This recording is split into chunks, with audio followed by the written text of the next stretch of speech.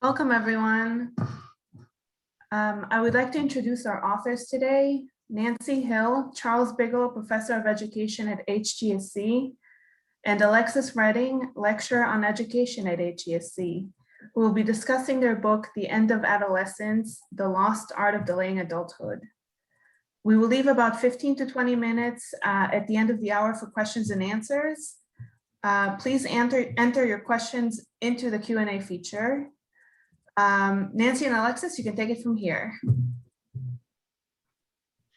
Thank you, Mayanne, and it is a pleasure to be here. We are so glad you have joined us on this really lovely spring afternoon. So what a treat it is to have drawn you away from going outside and doing something fun. So we are so glad you've joined us. Alexis and I are going to provide an overview of our book. We're going to talk about the data, which is a unique facet of our book. Particularly as a lens for studying human development. And then we're going to talk about a couple of sets of findings from the book, not all of them, but enough to give you a sense of what we think is exciting. So how many of you think that today's youth are having a harder time or taking longer to come of age than in prior generations? So to get us started with that question, let's look at some trends. So one of the key markers of transition to adulthood is getting married. And what this graph shows you is what you might already surmise, that between 1980 and today, that the age of first marriage is getting older and older, which leaves us to believe that delaying adulthood is something that's happened in the last 40 or 50 years. And in fact, there have been a number of researchers and demographers and developmentalists who would talk about this unique phenomenon, this unique developmental stage that we need to consider to account for the fact that people are marrying later.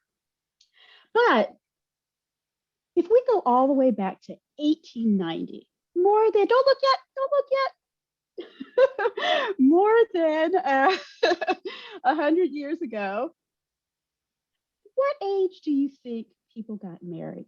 Age of first marriage. Now you kind of saw the graph, so hopefully you didn't really see. But imagine if your average lifespan was 48 years old. What age do you think people got married? Okay, now let's see. And what you see is for men, particularly in 1890, the average age of first marriage was 26.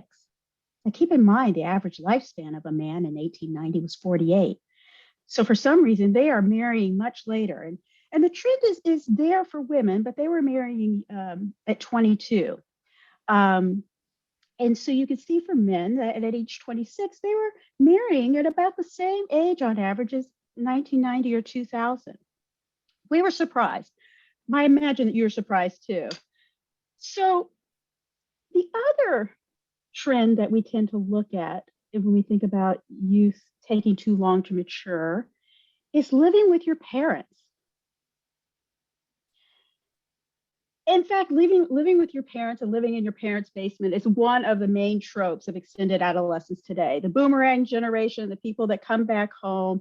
So the percentage of young adults between the ages of 25 and 29 who are living with their parents or grandparents has increased since the 1970s. Don't show the rest of the graph yet, Alexis. You can see that it has increased clear up to 2014. You can see this steep increase. But what would you guess is the percentage of young adults 25 to 29 who are living with their parents or grandparents in 1939? Take a minute to think about that. Okay, let's take a look. You'll be surprised to see it's almost the exact same trend. And so when we see this with age of first childbirth, we see it with all of these markers of adulthood, the percentage of people who are settled into jobs.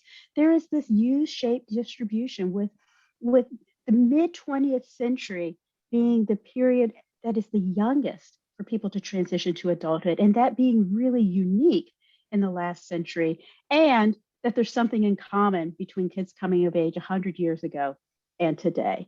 So it turns out that every generation seems to believe that there's something different about their current generation, something unique today.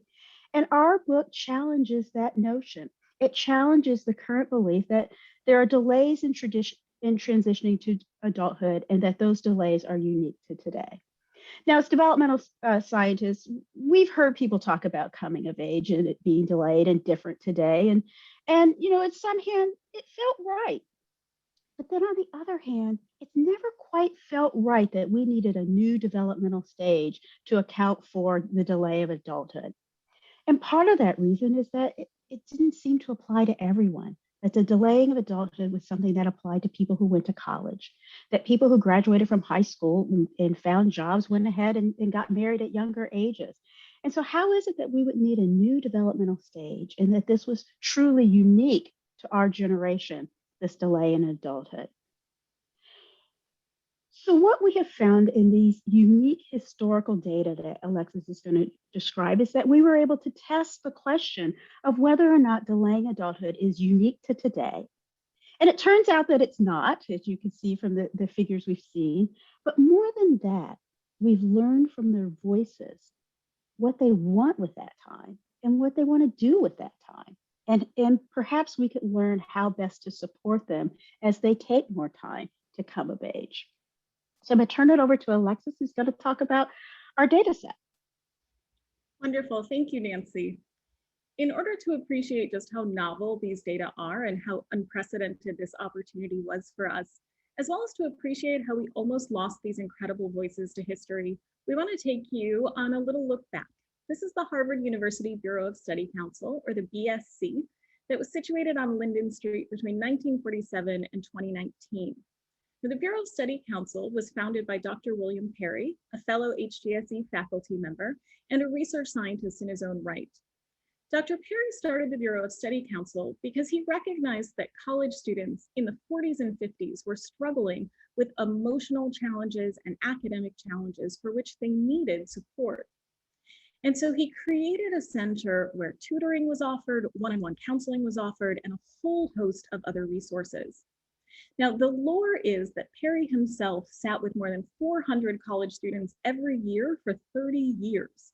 These researchers who were with Perry in the Bureau of Study Council and individual counselors were really steeped in the college experience. They were spending day in and day out hearing the stories of young people.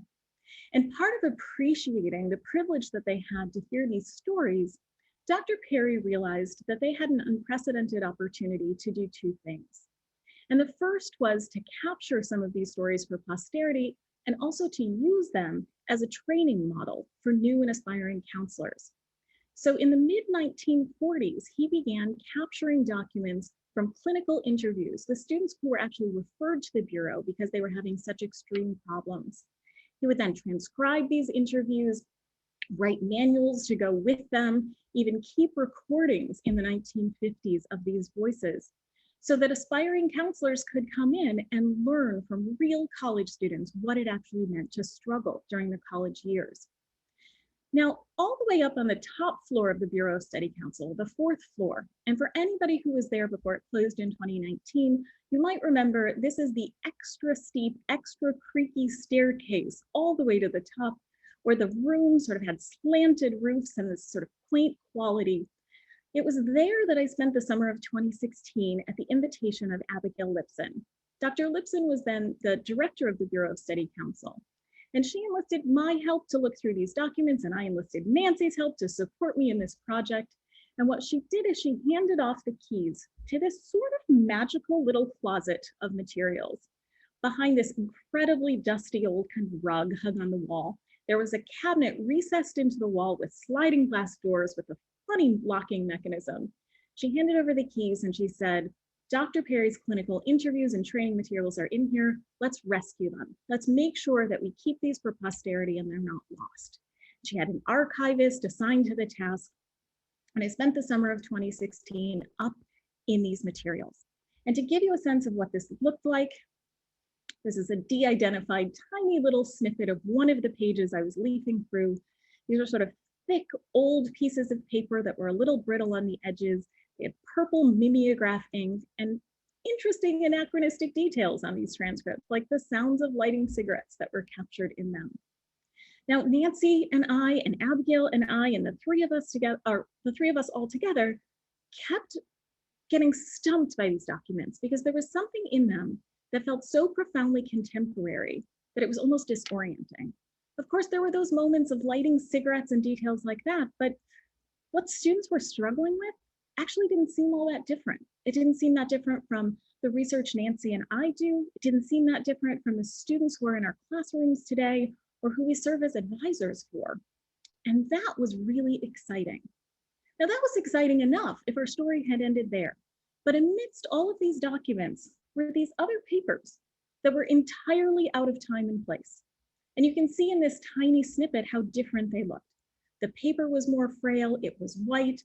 No longer did we have purple mimeograph ink, it was black typeset ink.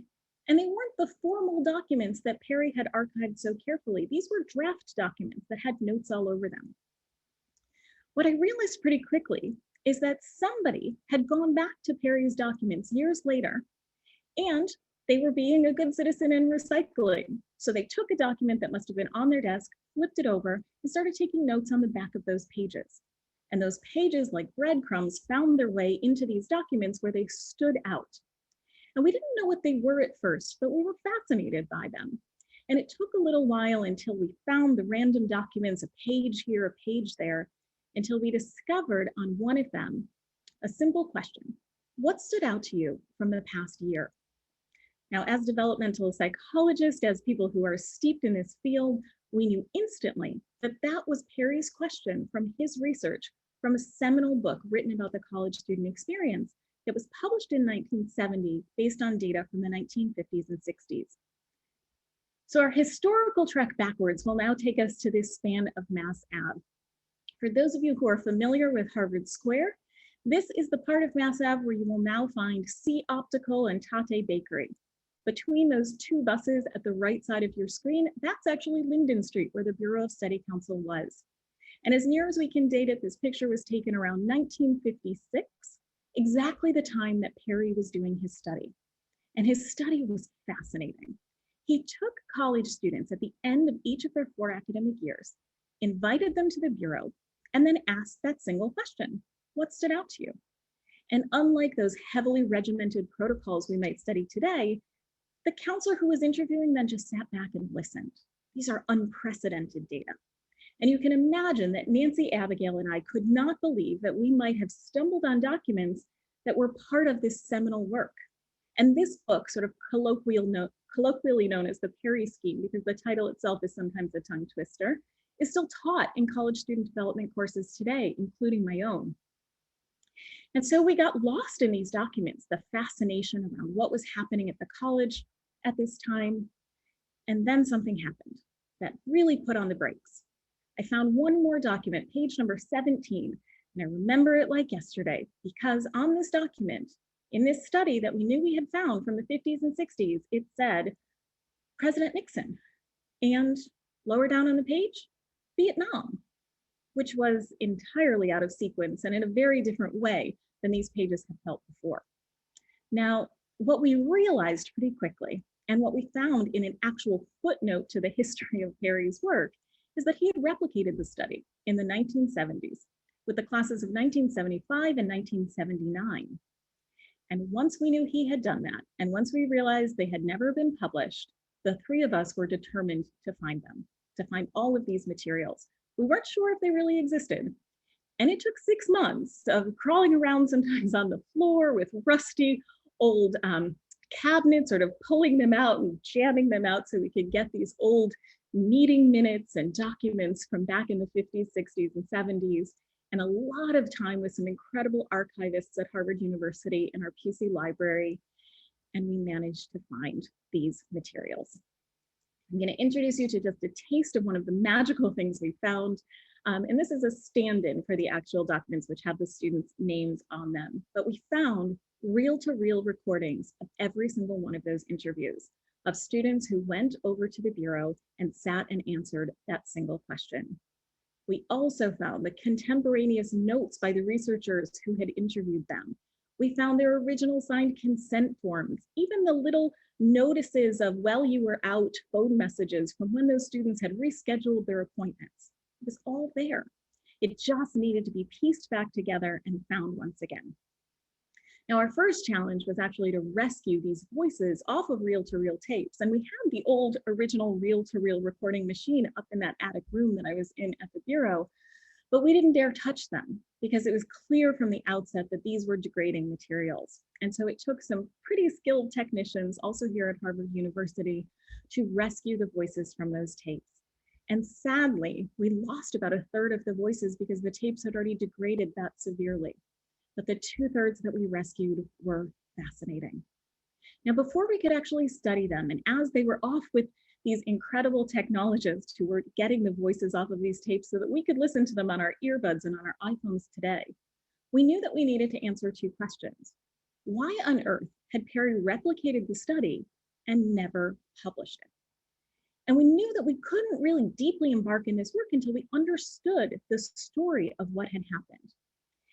And eventually we found the documentation that told us the why. And the why was fascinating because it so deeply resonated. And let me give you yet another historical picture that's at the root of the why. Now, you remember Dr. Perry in the lore was sitting with 400 college students a year for 30 years, as were his counselors. These were folks who understood college students and the experiences that they were having. And they felt like around 1969, something so profound had happened, a generational shift, that their original Perry scheme was out of date. And sitting with students day after day, year after year, they felt like they needed to replicate the study because they needed to update the scheme. They were good research scientists. They wanted their findings to be useful into the future. And it's not hard to imagine why they felt like something so profound had shifted. Between 1969 and 1971, in addition to all of the profound changes happening around the United States, there's a small microcosm of that happening at Harvard College. This is the moment in time when students and faculty stood up and protested for the creation of what is now the African and African American Studies Department at Harvard University. It's the moment in time when Radcliffe students started to live under the same roof as Harvard College men, of course divided by floor, but in co-ed dormitories for the first time. It was when what is now Harvard College Women's Center was founded. It's in the wake of some really profound protest movements that took over the Yard and even took over University Hall. It's even the moment in time when students were demanding vegetarian options in the dining hall. It certainly looked like something had changed from the outside. And so Perry and his team spent 10 years, hundreds of hours, more than a dozen researchers interviewing these students from the class of 71 to the class of 75, the class of 75 and the class of 79 across the arc of 1971 to 1980, knowing that they were going to find this incredibly revelatory thing that would allow them to update their scheme. Now, we knew why they had started it, but we still didn't know why they had abandoned it. And the answer was in the Harvard PUC archives in one of the many dozens of boxes that we sort of littered their research room with at different points during this study. What we found was a single manila folder that had the entire story of what had happened. And I'm going to give you just a tiny snippet of one of those documents. What we had was the story of researchers who were devastated by the realization that their study had failed. And here's a moment that was very clearly expressed in one of them. One of the researchers wrote, after doing an incredibly complex statistical analysis to demonstrate that the scheme needed to be updated and failing on every account to find a single thing that needed to change, he concluded, so I'm left with a problem of accounting for my impressions and my consequent reluctance to accept the null hypothesis that there is no difference between the two groups. And then in that same folder, we have the meeting minutes and the original transcripts that match that transcript that we found in the wrong place of counselors making notes and confirming for themselves that there was really no difference. Despite how deeply they knew college students, how much time they spent with them, how much had changed in the world, there was nothing developmentally different between these two generations. And with that, I'm going to toss it back to Nancy, who's going to share what it was to turn this amazing set of data into a study together. So, like today, we are reluctant to accept the null hypothesis, and we want to find differences, and we tell ourselves that the null story should be an interesting story, but it really is hard to say that no differences is the story. But what was interesting about Perry and researchers today is that he was asking the same questions we've been asking, the same questions society asks, that there is something different, something seems different, it feels different. And so when you believe that and you sense that, and then you don't find it, you don't know what to do with the story. While he was looking to update his schema, the true gift he gave to us as people who study human development is that he asked that open-ended question. What stood out to you? There was no leading question. There was no thing that he was trying to ask and confirm. And so what we got was exactly that. What stood out to students in the past year? And because he was careful about wanting to replicate his study, extend his study, deal with the criticisms of his study not being about women included in his data set, and people of color, and geographic diversity. He was very careful to construct this data set to reflect the diversity that he could imagine on the college campus. So there are students in the data set from all over the United States and some international students. There are students in there from a range of SES or SAT scores, and although they didn't call themselves first generation students who talked about being the first in their families. And so it was this rich data set, but no leading question. And so we literally got what stood out to them. And so what we were able to do was unique to developmental science and unique to the study of human development, which is to use historical data to tell us something about the present. So often as a developmental psychologist and a researcher, if we care about cohort differences, right? And so if the data is too old, we assume that it's not applicable. And here that turns it on its head. The fact that it is historical data is its added advantage for telling us about youth today and how we might better serve them. So Alexis was bringing these data into the office, and she was also doing her dissertation interviewing students. And I look at these quotes and I'm like, oh my gosh, some student in my office hours sounded just like that before you came in. And Alexis was hearing quotes in her own data that sound shockingly familiar. Political polarization. I can't talk to my roommate because they're of the other political spectrum.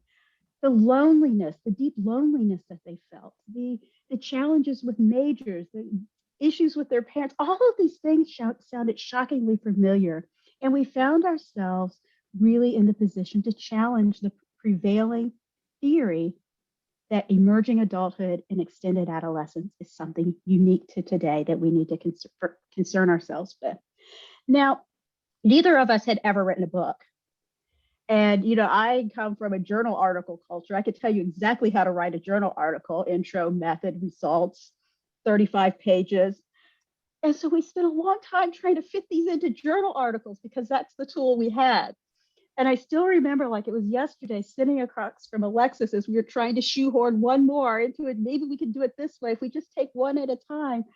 And we realized it wasn't a set of journal articles, that the stories were so intertwined and that the message was so big and multifaceted that it had to be a book, that the only way to capture their stories and capture the intersections of their lives, and not just debunk a theory or create a new theory, but to truly tell the story of what it means to come of age in a way that cuts across generations, was something that really took a book.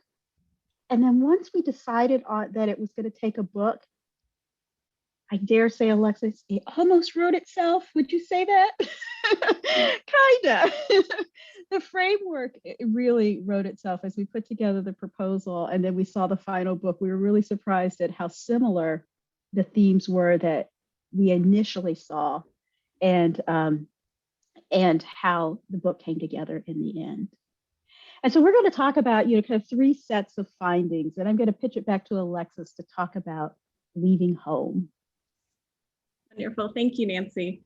I had a chance just to peek through the attendees, and so I know that a whole cohort of my students are in the room, which is especially exciting as I pick up on the topic of belonging, which they have heard me talk about oh so frequently in our College of Student Development course. Our book actually follows students across the arc of first arriving at college and then departing, and all of that wonderful, rich complexity that happens in between. And that beginning piece, the finding a sense of belonging after they've left home, is such a rich and complicated part of this story. Now, you remember, Perry and his colleagues were interviewing students at the end of each academic year. And we heard stories about what happened in November of their freshman year, sometimes as late as in their senior year interviews. That's how profound those moments had felt. And here's what had happened. Students had moved away from home, sometimes from a town over, sometimes from across an ocean, found their way on this campus after sort of disconnecting from the people and the places that they knew so intimately, and tried to set down roots in this new place as they embarked on this next chapter of their life. And the first thing they realized is how hard it is to find deep, meaningful relationships to replace the ones that they had left behind. And the biggest surprise that students had wasn't even in the challenge of making those relationships, it was in the challenge of returning to the ones that they left behind. So around November or December, depending on when the students went home for the first time, they found themselves trying to find that sense of belonging that they were missing on campus, that they remembered from home, and they just didn't fit in the same way anymore. And we hear these beautiful stories of the complexity and the pain and the challenge and the struggle of what these young people were going through as they tried to fit back in. And there were a couple of key themes that came out again and again. One, moving back to be with your parents after you had the freedoms of college and suddenly having them try to enforce those rules from the high school years, and bristling at a parent who's complaining about your long hair or the volume of your stereo, very familiar, seemingly small things, but much bigger things as well. Like we had a young woman who went home, she was so excited to talk about what she was learning in a government class, only to have her father shut her down and say, boy, you're becoming a liberal at that college, and never had another conversation with her again. She wanted to make a connection and bring home what she was learning, but it just didn't fit. We had another student who fell in love with philosophy and went home and was talking to his dad, who was worried. And indeed, the student says, my dad is really worried. He's scared about me because I'm learning these things that are just not going to help me in the real world. And so under the roof with their parents, they were having these struggles. And then they were having the same struggles with the friends. Because as these students had gone off to college and built new relationships and had new experiences, had their horizons expanded, their friends from home were doing the same thing. Whether or not they went off to college or they went directly into the workforce, they had split and had very, very different experiences. And so we had one young woman talking about, we used to spend hours and hours. I don't even know what we talked about. And now I can't spend 10 minutes without trying to figure out what can we connect on, because they had changed so much in such a short window of time. And in the most profound moment, we had a student who sort of painfully and yet beautifully described going back to his high school, a place that he was one of those folks who had his glory days in high school. He loved his high school setting. He went back to connect with people in this place that had been so meaningful. And he describes feeling like a ghost walking through the hallways of a place where he no longer fit in. That gap that he assumed he had left behind, those people who he assumed he would come and click back into a relationship with, they had moved on as well. And there's this moment where these students are describing, again, across the 4 years of their experience, this realization that they were changing, that home was changing, and that old adage, you can't go home again, is really what they were living in real time. That was on the way in, and I'm going to hand it back to Nancy, who's going to talk about a much later part of the process where we heard just as fascinating and resonant stories from our students.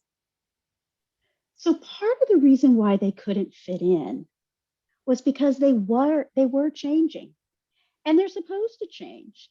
And we struggled in this book because we thought, of course, we thought we knew it all. Of course, we didn't think we knew it all, but we thought we were going to have this chapter on finding yourself. People find themselves in college, and we thought we were going to have this identity chapter. And we never found the identity chapter, no matter how much we tried to, again, shoehorn into our own ideas. And what we found was that part of the reason why they couldn't connect at home was because they were detaching themselves with some intentionality at school. And so they didn't find themselves at school, but they were beginning to learn how to find themselves. And that process became important, and reinventing themselves. And as they went back home, they were going back home not as the people that they left, but also not quite the people who they were going to become. And so they were in this liminal space of detached from who they were at home, but having not yet become who they were going to be. And in fact, having over the course of time to resolve that they might not yet become what they were going to be, but they were going to learn this process of reinvention. And part of that process is deconstructing themselves and letting go of these long held beliefs that they brought with them, that they might not even understood that they were beliefs until they saw them in relief and in comparison to others.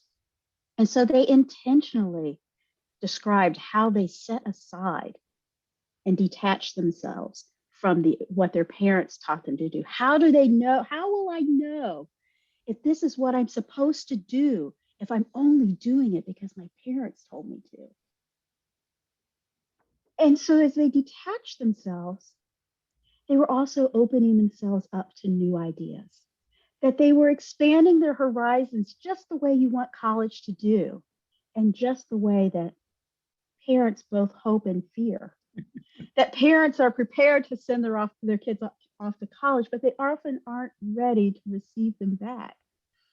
And what was really interesting and heartening about these stories is as these young adults were pulling themselves apart and deconstructing themselves, they desperately wanted to talk to their parents about it, because their parents are the ones that care about them the most and know them the best, which made them both the right people to talk to, but also the ones that they were scared to bring their partially formed but still fragile selves to. And so as they expanded their landscapes and expanded their horizons and all of their possibilities and detached themselves, they talked about the angst and the discomfort and the anxiety that comes with being unformed. And they talked about it in the same ways that teens talk about it today. I happen to have a college senior who lives adjacent to my house. And this is March and April of her senior year. And I could tell you she's angst. And she sounds exactly like these students from the 1970s.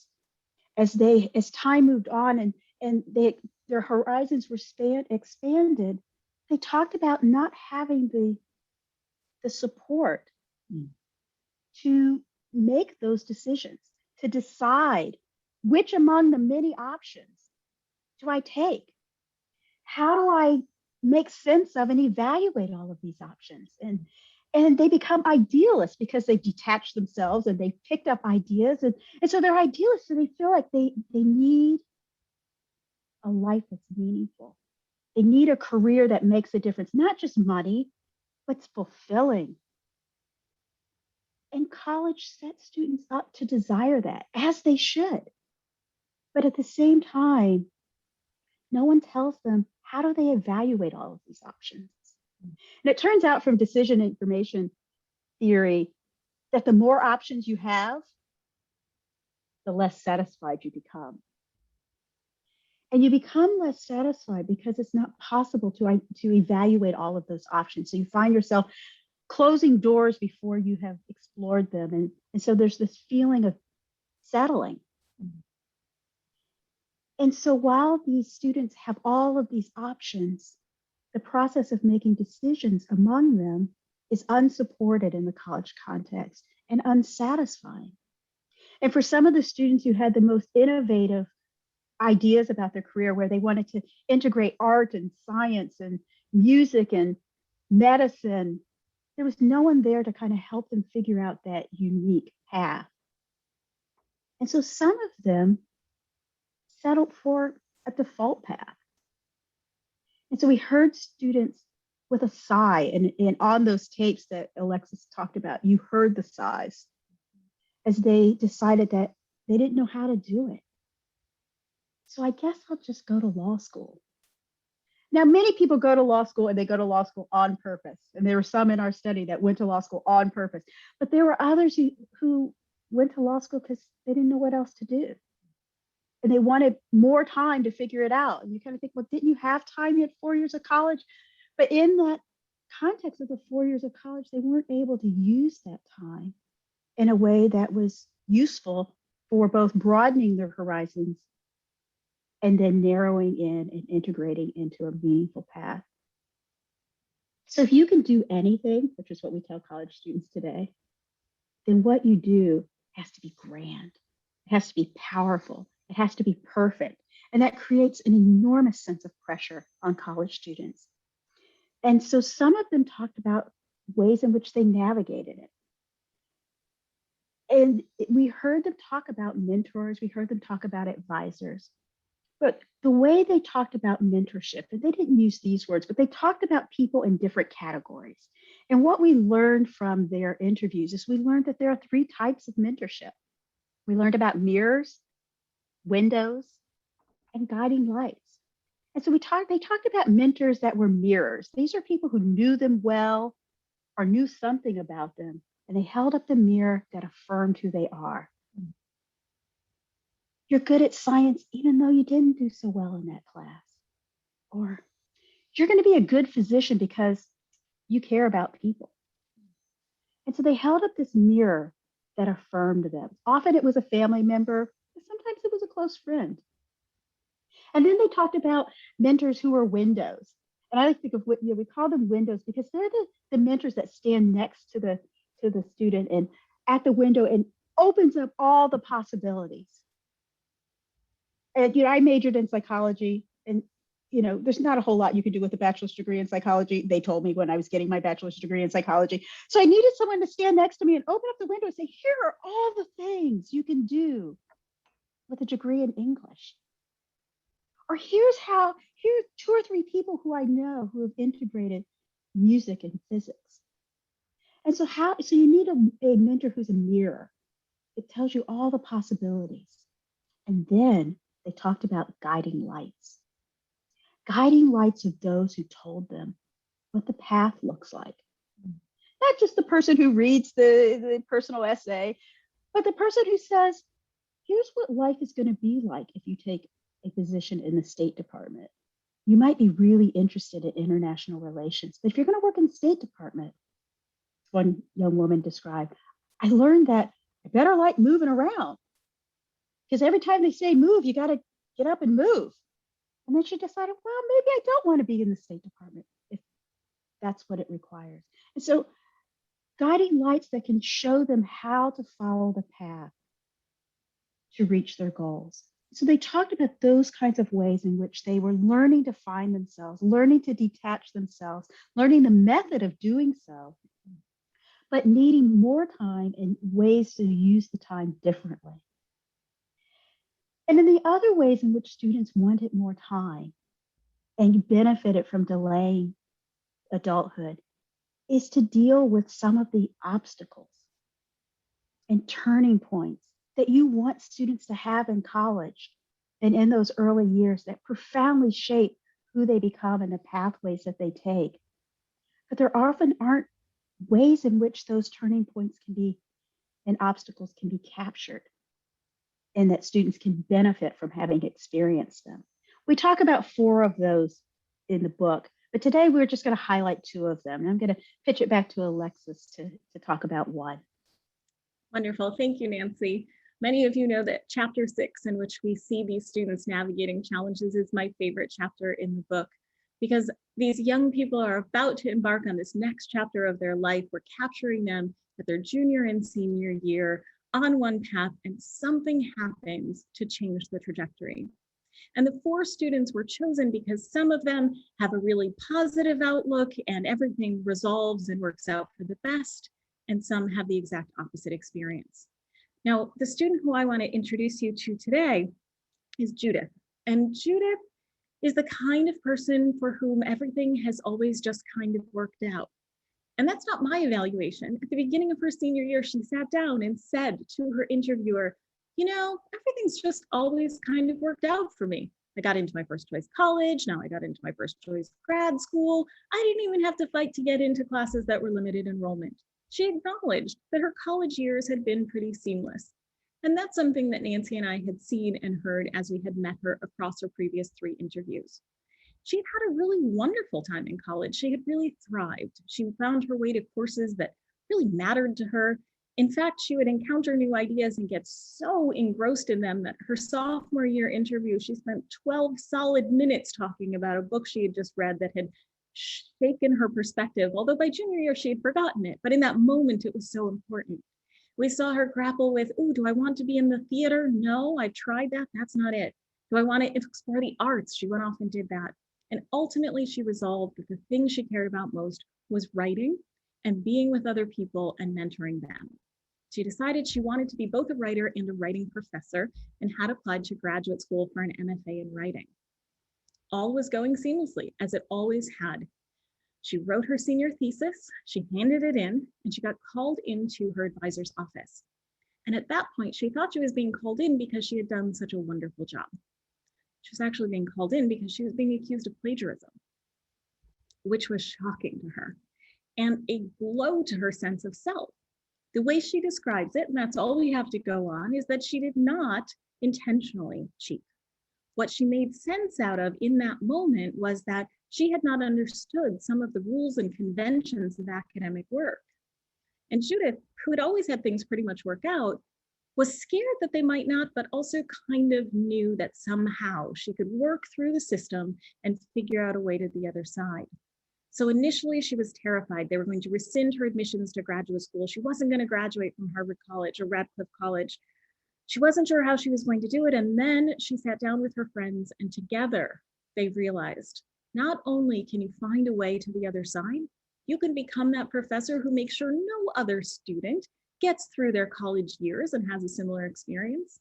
Not only was she determined she would navigate her challenges, she was going to set up a system so other people didn't have a similar challenge of their own. And ultimately, that's what happened. We watched Judith. She does not really love the outcome of having to rewrite her entire senior thesis, but she does it. She reaches out to the graduate school. They understand her explanation. They admit her.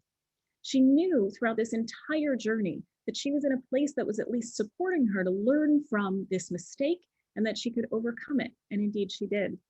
One of the lovely things that Nancy and I got to do after we were long done coding the data is find out what happened to these students. And Judith became a writing professor and a published author. That moment that could have totally derailed her entire academic experience, her path forward, didn't sour her. She was indignant at first, but eventually she resolved it, found a way forward, and moved on. And Nancy's going to introduce you to a student who had a profoundly different experience. I want to introduce you to Anthony. Anthony is a first-generation college student. He is an African-American man. His family was originally from the South, and they had moved up north. His family's in construction, and he had come to college, and he was interested in social justice. And he was interested in law school from the start. He wasn't one of those that defaulted into law school because they didn't know what else to do. He was in law school on purpose. He considered international relations. He's like, nope, I want to go to law school to think about criminal law and the injustices in criminal law. He was so committed to law school and becoming a criminal lawyer that he actually worried that he was overinvested. And what if law school didn't measure up and somehow it didn't turn out as good as he thought? What would he do? Because this is all he's ever wanted to do. And so he spent part of his time in college involved in this university partnership, which is partnership is a loose word, but it enabled him to go out to the local prison and teach classes. And so he was leaving campus through this program that was loosely affiliated with the university and teach classes with prisoners. And he was doing his senior thesis there eventually. And what he learned and what he saw was that many of these prisoners were mistreated and that many of them were in prison, but they also had mental health issues. And so he did really have an advisor on campus who was guiding him in this. He was really charting his own path, again, loose connection to the university. And so he wanted to do something about the mental health issues that he was witnessing. And he even described, he's like, I feel schizophrenic that, how can I go there and teach them academic stuff when there's all this mental health stuff? And there was another organization not connected to the university that were developing these pamphlets that were telling prisoners about their rights to get mental health care and things like that. And it all seemed very logical on the surface that he's not trying to break any rules. This is the law. We're just giving them information. And so he distributed these pamphlets that gave them information about their rights, information about access to mental health care, and he didn't think anything of it. And a week later, he was going to go out to his class, and he had to call up to arrange to have a projector because he was going to show a film. This is back when you needed projectors to show films. You had to arrange them in advance. So he calls up, and the guard says, I've been told I can't let you in. You can't come in until you go talk to the supervisor. So he went and talked to the supervisor, and the supervisor said, you have violated all of our precepts. You have given these prisoners information, and you're engaging in advocacy, and you are undermining our work here. And they threw him out. And from his point of view, he wasn't doing advocacy. He was just telling them what the law was. Like, I'm not bending anything. I'm just being objective, which is often how advocacy and research and science and advocacy works, right? I'm just showing you the data. And it derailed him. And he had no place to actually turn to work this out. There was no advisor on campus. He didn't have this sense of entitlement that he could go back and negotiate this with someone on campus who would go and make a phone call and help smooth things over and let a lesson be learned. So he ended up getting an attorney from the ACLU to take the case to court because it was a legal battle and he was interested in law and criminal law. And he was undone by the process. It was so debilitating and so slow that 8 months in, he had not solved the issue. And now he was disheartened. Well, if this is the way the law works, how am I ever to recover? How am I ever to use the law as a tool for social justice if I can't even get pamphlets handed out? But he had no place to settle this out and talk about it on campus. And he did it by himself. And as he found himself applying to law school and he did the exam and prepared his essays, he just couldn't press send. And everything he had come to campus for had been turned on its end. And so he decided I'm just gonna do paperwork. And so he was applying for grants for organizations on campus. And he realized that's unsatisfying. But he didn't have the time or space or mentorship to sort through what had happened to him. And so he, rather than applying for college, needed more time. So he took a fellowship, applied for a fellowship that sent him to Europe. So he extended Adolescence, wanted more time because he couldn't figure out how to use the time he had. And he spent the year abroad and was looking at race relations in Europe as part of the fellowship. And so he had a different kind of outcome, not the same sense of entitlement and also not the same sense of support. In the end, when we looked him up, he did go back to law school. He never went back to criminal law. It was a turning point for him. And the thing he came and dreamed for got derailed without the proper amount of support. And so what we learned from these stories is that we learned all the different parts of what people need, what youth need to come of age, and how the college campus in some ways is an ideal place to gain these skills and experiences in time. But in other ways, the college campus doesn't provide a good context to allow you to use the time the way they need to use it. And then youth who don't go to college at all have precious little opportunity to gain the skills and mindsets and experiences that they need to come of age. think we want to turn it over to questions. You want to say any other final thoughts before we turn it over to the audience, Alexis? No, I think that's perfect. I'm curious. It's hard not to be able to see people and to know what they're thinking. So I'm excited to hear some questions. Yeah. Thank you. That was a very important discussion. All right, first question is, how do changes in economics over the past 2 generations contribute to a delay into adulthood? The inability, for example, for many college grads to financially support themselves. Well, we hypothesize that that is the reason why adulthood gets delayed. And so when you look at the data from a century ago that we saw in the first slide, we saw a change in an economy at that time from an agrarian economy to an industrialized economy. And young adults were moving from rural areas into the city, and they didn't get the skills they needed to align with the economy. And what we see in between 1910 and 1940 is we see the rise of the high school movement, which prepares youth for the industrial age jobs. And we have the economic boom of post-World War II, which enables, by mid-20th century, people to graduate from high school or not and move into jobs that pay a living wage. When you look at data today, the Pew Research studies will show that among the markers of adulthood, youth need to find a job and finish their education, and they want those 2 things done before they get married and have kids, if they're going to do it planfully. And so this idea of the difficulty for youth today to find jobs that pay a living wage is part of the cause of delaying adulthood that we're seeing today, but it's not unique to today.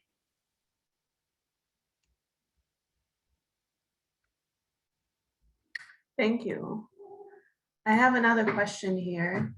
Have you thought of conducting another round of the study with current Harvard students asking the same single question, or did you do that, did you for the book? So I love that question because I was doing a study concurrently on Harvard College students at the time, which is part of how we knew that there was such a similarity, but not built into my protocol was Perry's question. So as an educator teaching college student development, I've been curious over the years, what happens if we do ask this question to today's college student? And all of my students in the room know that this is the first assignment that they do for my college student development class. And so while it hasn't been part of our study, it has been part of our thinking and how we've evolved over time. Nancy and I, as we've been talking about, first of all, saying goodbye to these students who we've loved so much in this experience, what do we do next? Instead of talking to students today, we actually want to follow up with these same students into the future. But I do think there would be value in going to the same set of students and asking this same question and finding out how they unveiled their stories. Although if they read our book, they might know some of the themes, so we have to find folks who haven't. Thank you. I have another question here. Was there any evidence of mental health support for the adolescents? Well, we heard about the mental health challenges. And in one of the interviews, a student talked about having a friend who worked in at one of the hospitals that talked about just the influx of students who ended up in the ER after a particularly stressful chem exam. We know from the archives that people came to the Bureau Study Council and they would often come with feeling like, oh, I'm worthless, I am apathetic and disengaged and I have no purpose. And then we would learn that it was because they were having struggles with their family or things like that. And so they did make use of the Bureau Study Council. But Alexis, I'm going to let you take that question. Sure. I think one of the wonderful things about coming to these data through the materials from the 40s and 50s, which were part of a clinical archive, is those were actually the students who were referred to the Bureau because something was wrong. And part of why we didn't use those in writing up this study, we used them for our own thinking and we did some preliminary analyses with them, but because many of those students actually clearly had some significant mental health challenges. There were a couple of incidents where we even on the recording that we still had, the recording didn't stop when the counselor picked up the phone to actually call a hospital for a referral. And so those are part of our clinical data. But because they were done at a time when students were not consented in a way that we were comfortable with today, we didn't write about them. But we were able to see so many of those challenges that students today talk about in our classrooms and in our research were absolutely present, although they didn't always appear under the same name.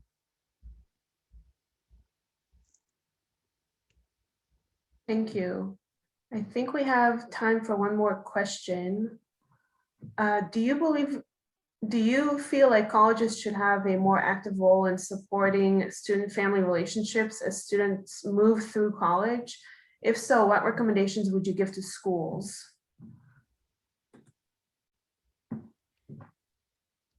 So this question comes from one of my students. If you don't mind, I'll tackle it. I think one of the important takeaways and one of the things that Nancy and I really hope come from this book is that by depathologizing this story about young people coming of age and how different they are today, we can actually build bridges, not just between educators and students, but between parents and students. And so a really important takeaway of this book and starting to deconstruct this narrative that each generation is so different from the last is empowering parents to recognize that they actually understand their students far more than they think.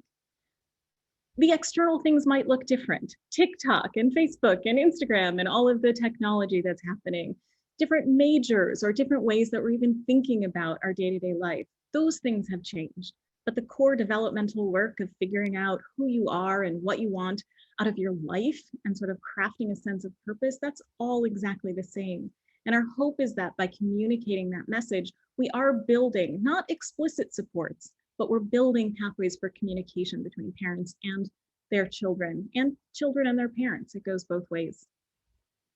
Yeah, it's really interesting. The youth in our book, they're today's grandparents, right? And so you forget that they sound young because they were young, but they're today's college students' grandparents. And so these building the bridges across generations, I think is that Alexis has outlined, I think is really the foundation on which a lot of programming and support can occur.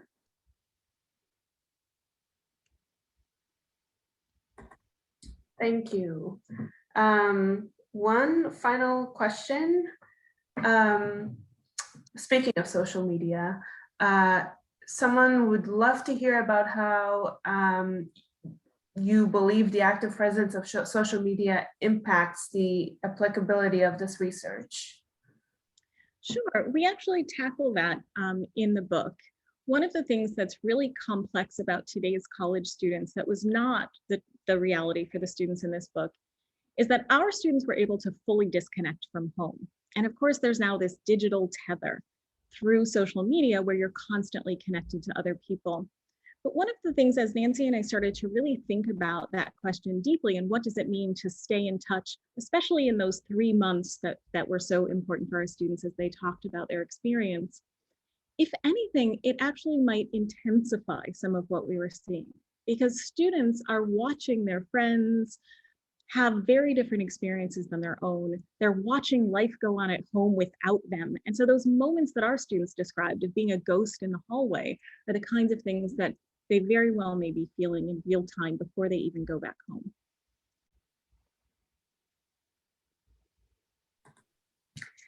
Thank you so much to both of you. That was such a great discussion. Thank you. Thank you. Thank you for having us and thank you for joining us. Thank you, everyone. Bye. Bye-bye.